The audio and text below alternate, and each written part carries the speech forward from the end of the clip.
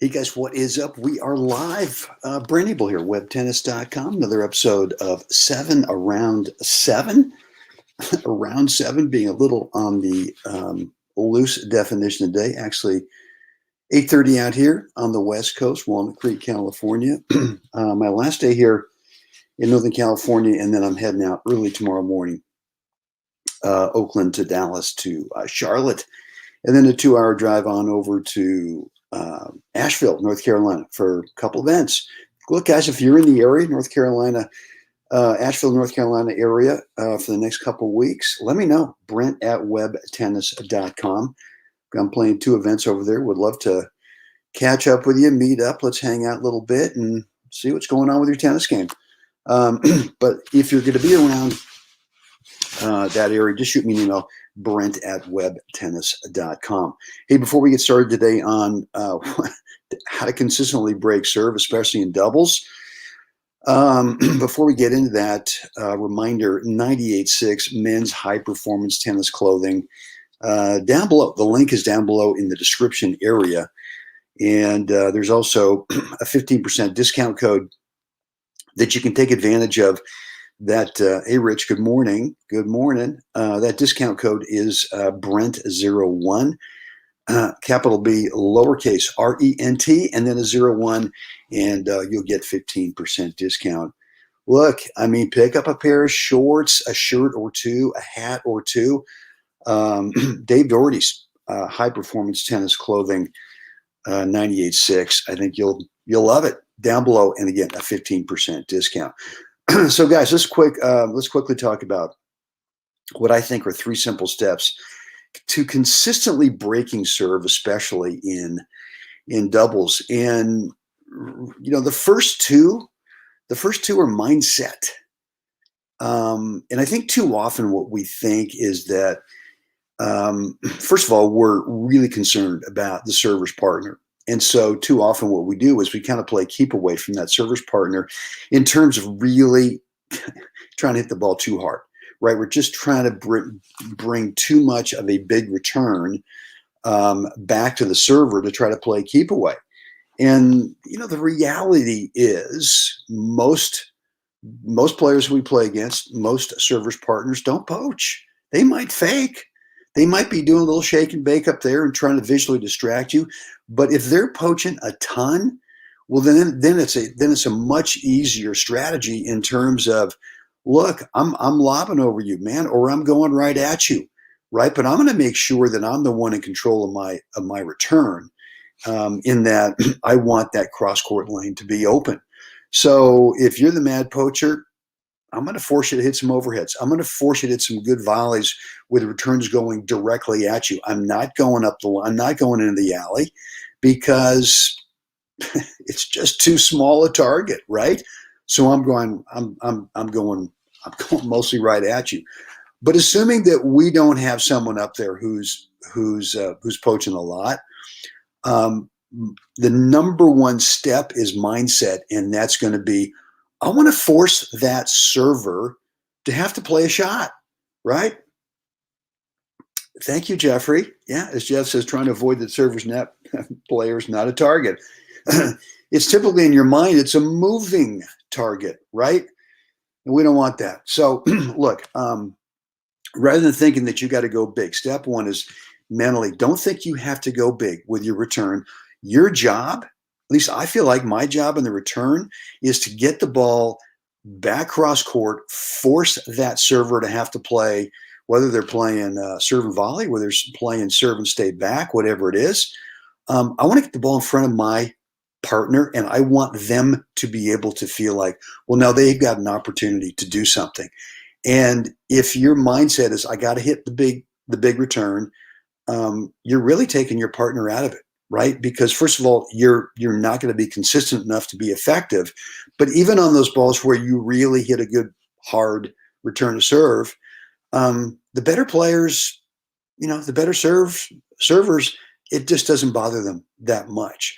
So step 1 is you've got to make a high percentage of return to serve back to that server and make them play. Make them play another shot. All right.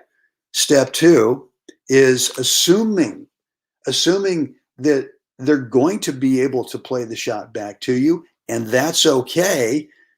Step two is do it again. Make them play another shot. And what that really means is that we're not panicking. We're not thinking that, oh boy, whatever, either because you've stayed back in the baseline after your return or you're starting to work your way in. Your next shot after that return is the same mindset. I'm going to force them to play. I don't need to come up with something spectacular on this shot that is a point ender. Of course, unless you get a fat sitter that you might have an opening. That totally changes things. So step one, look, on your return, be just super consistent in terms of getting the return back in play and forcing them to play a shot. When they do, and assuming that they do, it's okay. As the great Dick Johnson said, hey, we'll just take it from there. I mean, just very low key. We'll just take it from there. No pressure. Make them play another shot. And typically, if you had a high consistent rate with a return to serve going back to them, first of all, you're probably going to win a lot of points outright right then and there. But if it comes back, that's okay. Play another shot with that same mindset. You don't have to end the point. And the chances then go way up that either your partner's going to be able to do something or they're going to miss, right? And look, the third step here is to get out there and drill this thing, right? It only takes one practice partner. You don't need four guys in the court. You can get a practice partner and you guys just play points out back cross court. And your whole goal in that, have that guy over there serve,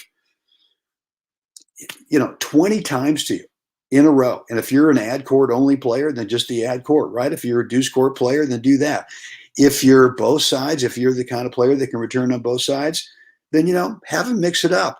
But you want to get into that mindset of not thinking, hey, I got to really unload. I got to tee off on the return, and start dialing down the mindset in terms of pressure that you're putting on yourself with a big return, and go way more into going back cross court.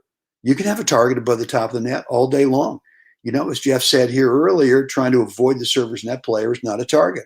Well, a target would be, it could be the center strap. It could be if you're in the ad court like I am here, it could be 3 feet to the right of the center strap and a spot above that net, and just wear out that window all day long. If the guy goes, he's going to have to play if that in a real match, if that server's partner poaches on that return, it's going to be a tough ball for him. So develop the mindset first in practice. Take that mindset to the match. And is it an instant fix? No. This is the start. This is the epiphany. This is the aha. Okay, now I know what to do mentally on the return to serve to be super consistent. And just take that thing to the practice court and just get bored with it. Just get super bored with it because you're doing it over and over and over again, to where you become so confident that it doesn't mean that now you've built this confidence that you can start to really up the speed on the return. Don't do that. Force that guy, that server, to have to play another shot. And if it does come back, it's okay. Take it from there. Make them play another shot. And if you'll do that, I think what you're going to find is that your team is going to consistently break serve. So, guys, that's it for me today. Hey, looking forward to another session over at the Berkeley Tennis Club this morning with my good friend, Mr. B, the great Greg Bear.